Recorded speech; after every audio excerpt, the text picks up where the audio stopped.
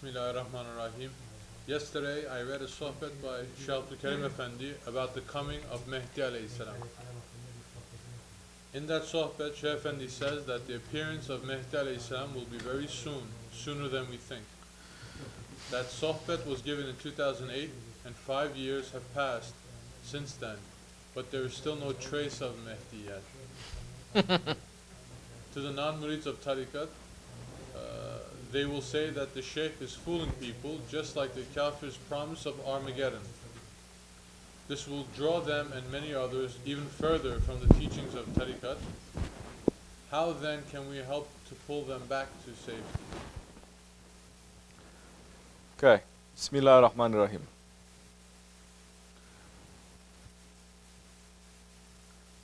The knowledge and the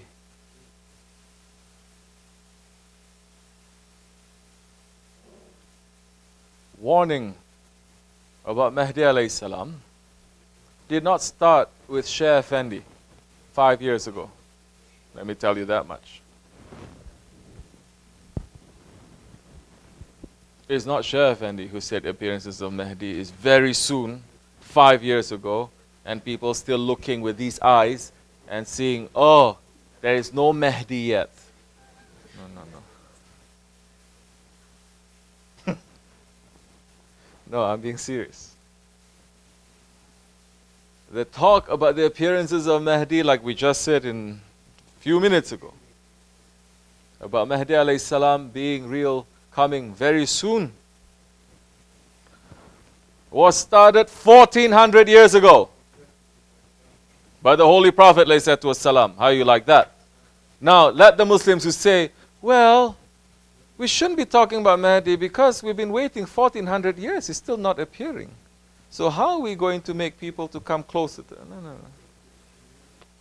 No. Now, those ones who are taking these words as an adventure, those ones who are taking Tariqat as an adventure, Tariqat is supposed to make you to become Abdullah. Once you become Abdullah, you don't care whether Mahdi is going to come 1 year or tomorrow, because you're already an Abdullah. You're training to become Abdullah before Mahdi or Judgment Day. Every day, with every breath, you know that Allah might take your life. And that is more important than whether Mahdi alayhi salam is going to come, Dajjal is going to appear, Judgment Day is next week.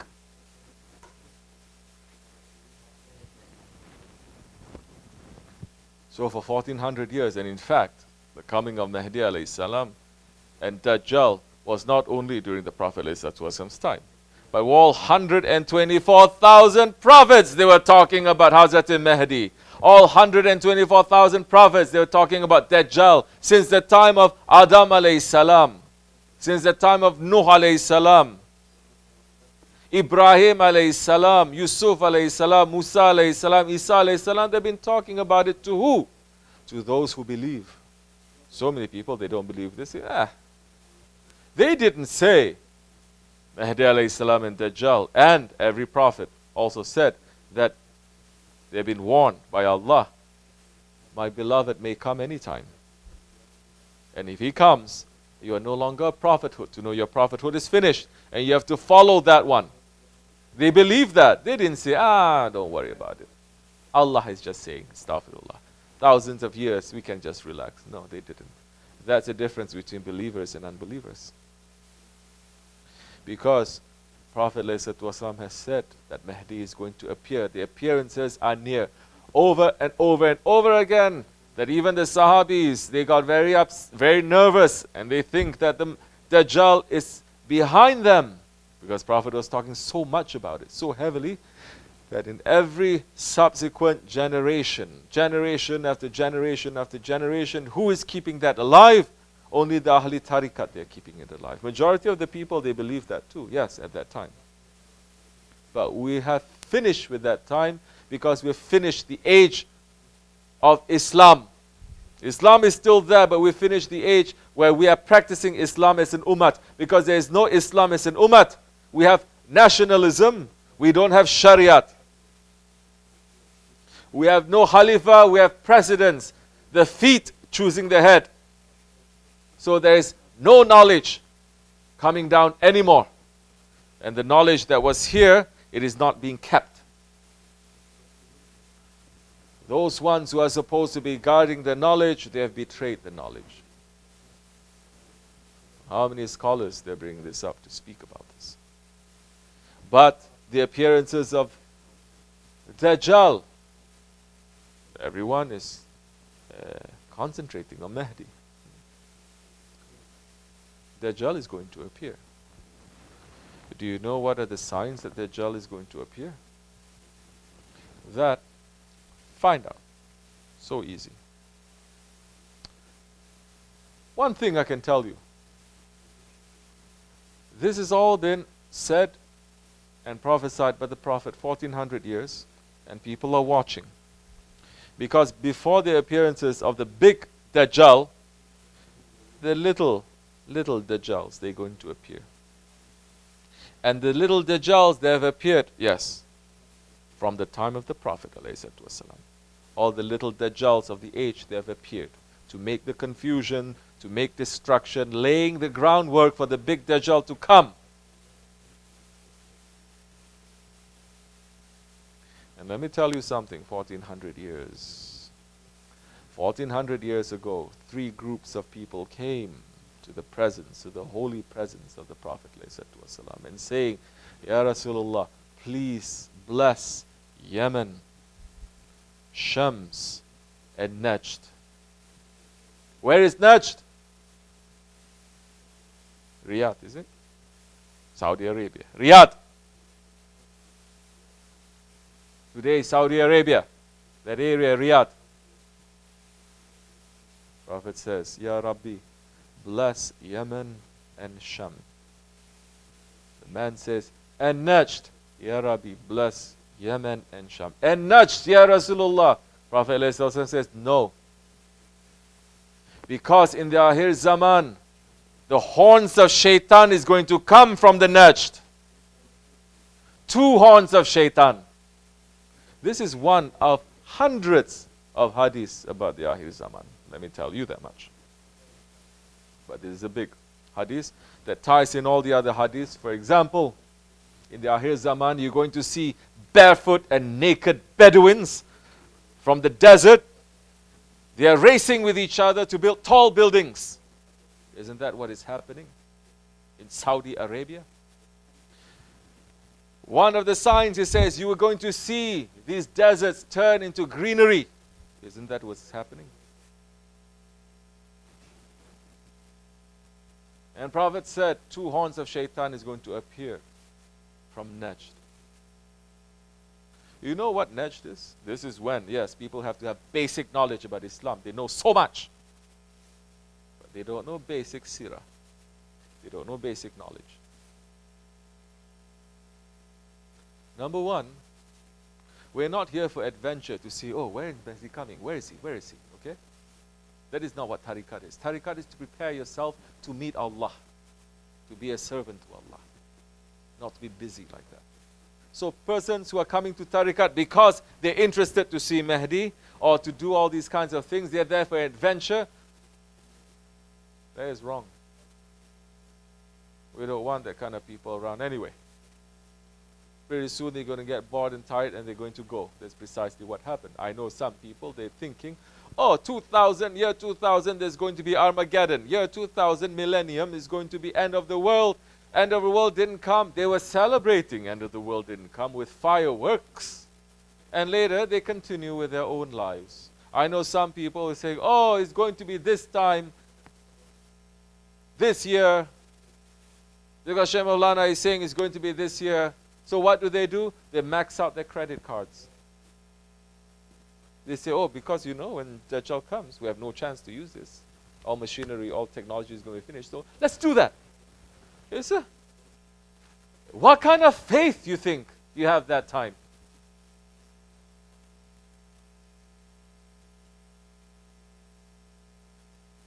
So Prophet ﷺ is saying 2 horns of shaitan coming up from the area of Najd. You know what Najd is?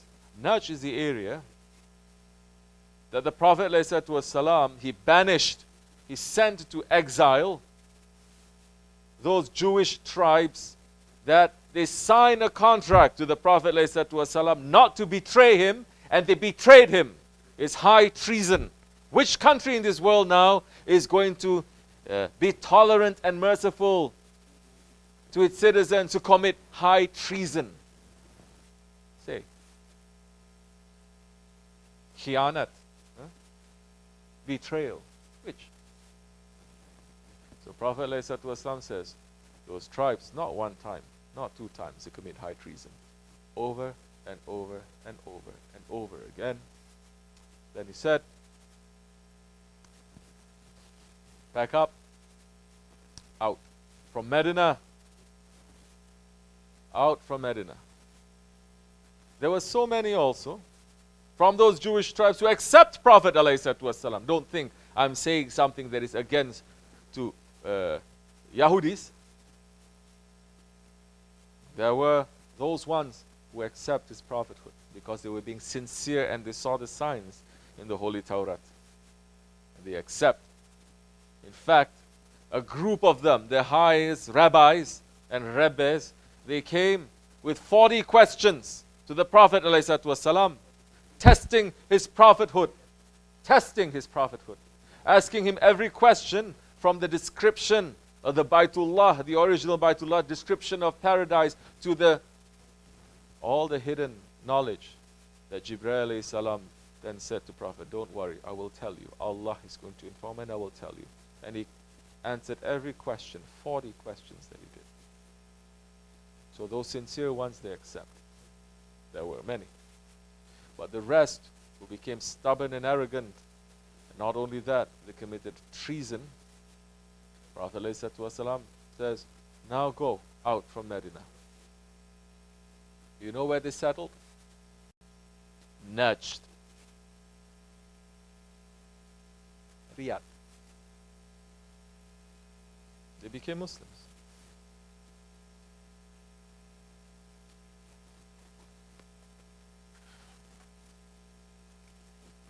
Scholars.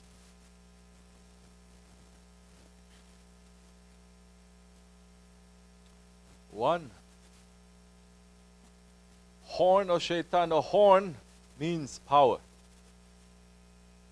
Like Zulkarnain, the two-horned one in the Holy Quran, meaning the one master of east and west.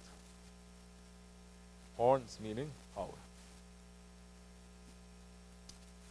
One horn is religious power, and that horn of shaitan is Muhammad ibn Abdul Wahhab, the father of the Wahhabi, that he took the teachings of Ibn Taymiyyah, that a fatwa from all the Ahl Sunnat scholars and from the Sultan saying he is deviation, he is wrong, is being punished because he put a form to Allah. He says Allah has a hand, Allah has feet, Allah has a face. They even have a diagram of Allah.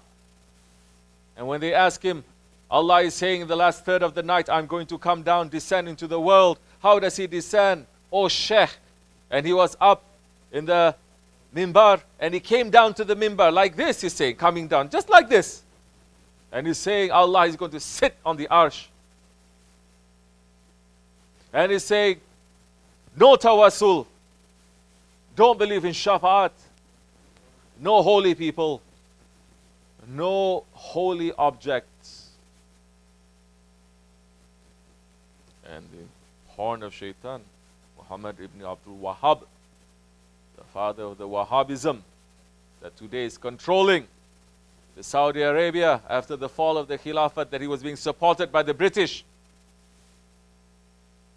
destroying so many tombs, and right now they're preparing to destroy the tomb of the Prophet ﷺ. That in the tomb of the Prophet ﷺ, under the noses of the Muslims, they've destroyed so many things too. That inside the mosque of the Prophet ﷺ, there used to be so many places that's holy. Do you know there used to be 3 mihrabs? Not 1 mihrab in the Prophet's mosque. And it was Sultan Suleiman the Magnificent, the Ottoman Sultan, who made that special. There used to be a mihrab where the Prophet ﷺ used to go to, a special place that they made it into a mihrab where he prays tahajjud. Did you know that? So we lost all of that. Because these are so many events, things that happen, but they covered up. They destroyed who? These Wahhabi shaitans. They destroyed it. And they say Muslims don't go there to give honor to that, to respect that, because there is shirk. There is shirk. Don't go to the tomb of the Prophet ﷺ and raise your hand and ask for him. That is shirk. They say, you must ask only from Allah. And Allah is saying in the Quran, say to them, Ya Muhammad ﷺ, if they say they love Allah, they must love you and follow you for Allah to love them. And if only they had asked you for help, they have come to you for help to ask from Allah, Allah would have answered their prayers. They're saying don't go to the tombs of the holy people. That is all shirk. One horn of shaitan. The other horn of shaitan is the political power. One is religious, one is political power. Muhammad ibn Saud, the Saudi family. So these two, the Wahhabi and the Saudi alliance, they came together during the weak days of the Ottomans, when the enemies were knocking, were trying to break through every wall, that the Ottoman sultans, even in their weak state, they made one blow to them. They went back, then they came back again. We know with Lawrence, you know Lawrence of Arabia? Yes, Lawrence of Arabia. Supporting them, but people, Muslims are watching Lawrence of Arabia, the movie, and they like it. They brought down the Khilafah. Yes, so horns of shaitans. So this is just one of many, many hadiths about the coming of Mahdi alayhi salam, the signs of the last days and the signs of the Dajjal. But for those who are looking at things literally, for those who are thinking, well, when is he going to come? I'm waiting. I've been waiting a long time, but they're doing nothing to prepare. Because once you start preparing yourself for Hazrat Mahdi's time, you wish you have more time. Okay? Never you're going to say, quickly, quickly. No.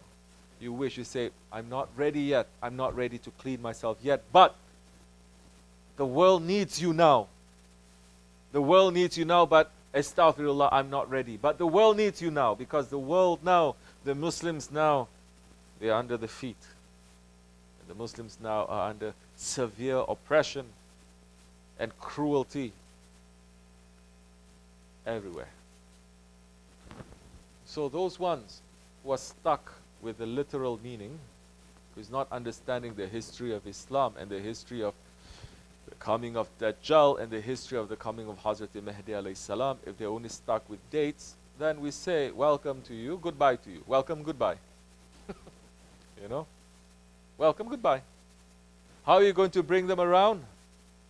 Those who want to come around, those who come around because of unusual things, because they like to hear unusual things and they like to see unusual things, they're going to leave because they see something even more unusual. And let me tell you something. Dajjal is going to come to show the most unusual things. The majority of the people, they're going to believe he's a saint, that he's a prophet. Some are going to believe that he is Allah. Astaghfirullah. Allah is going to give him that power. So what are you preparing? Are you preparing to meet Allah? Baraat is coming. Are we busy and concerned that our books is still filled with wrong actions, wrong deeds, that we still have to clean it up? We're not concerned about that. Are we busy with something else? Then that time, we are not preparing ourselves. When we're not preparing ourselves for the coming of Mahdi alayhi salam by cleaning ourselves up, by accepting the Shariat and putting the Shariat into our lives, personal Shariat. There's no Shariat as a country anymore. There's no Shariat as an Ummah anymore, because there is no Khalifah. So if we are not preparing ourselves to clean ourselves up, at that time, we just there just to see something unusual, that time we may be fooled big time. So let them go. It's okay. Because Naqshbandi Tariqat is not just concentrating on the coming of Mahdi alayhi salam. On the flip side of that, we have to concentrate on Dajjal, the tricks and the traps of Dajjal, the fitna and the confusion of Dajjal that he has put to us as individuals, groups, communities, and nations. We had a question before, the shaitan box. The shaitan box is a very successful, very popular, very effective tool of Dajjal. That's where Dajjal is sending his messages and programming you. If you're really concentrating on the coming of Mahdi alayhi salam, you're going to get rid of that shaitan box. You're going to concentrate on the tricks and traps of Dajjal and how to save yourselves from it, but forget about individuals, not even leaders, imams. They are concentrating on this. Now, some they say, oh no, we did our calculation, Mahdi is going to come, not now, 500 years. Some, no, 5,000 years. MashaAllah. So, good luck. You ask, this is my answer. You can like it or not. Take it or leave it. It is up to you. Assalamu alaikum.